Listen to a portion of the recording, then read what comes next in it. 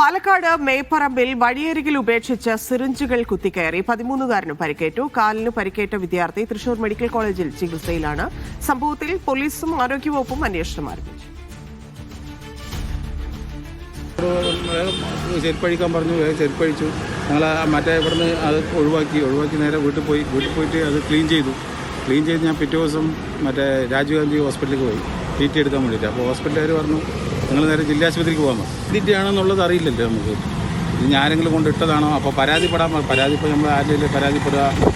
നമ്മൾ പഞ്ചായത്ത് മറ്റേ ഇതിൽ ഹെൽത്തിൽ പോയി ഹെൽത്തുകാരൻ്റെ പറഞ്ഞു.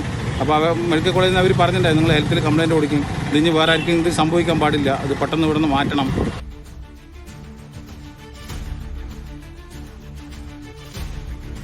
സാജിദ് അജ്മൽ ചേരുന്നു. സാജിദ്, ഇത് എങ്ങനെ ആരുടെ വീഴ്ചയാണെന്നാണ് കണ്ടെത്തിയിരിക്കുന്നത്? എങ്ങനെ അന്വേഷിക്കുന്നു? ഈ പരിക്കേറ്റ കുട്ടിയുടെ അവസ്ഥ എന്താണ്? ഈ വഴിയരികിൽ ഉപേക്ഷിച്ച സിറിഞ്ച് ശരീരത്തിലൂടെ കുത്തിക്കയറിയാണ് ഈ വിദ്യാർത്ഥിക്ക് പരിക്കേറ്റത്. ഈ 18-ാം തീയതി രാത്രിയിൽ വീട്ടുകാർക്കൊപ്പം നടന്നു പോകുന്ന കുട്ടിയുടെ കാലിലൂടെ സിറിഞ്ചുകൾ കുത്തിക്കയറുകയായിരുന്നു. തുടർന്ന് ആദ്യം പാലക്കാട് രാജീവ് ഗാന്ധി സഹകരണ ആശുപത്രിയിലും പിന്നീട് തൃശൂർ മെഡിക്കൽ കോളേജിലും പ്രവേശിപ്പിച്ചു.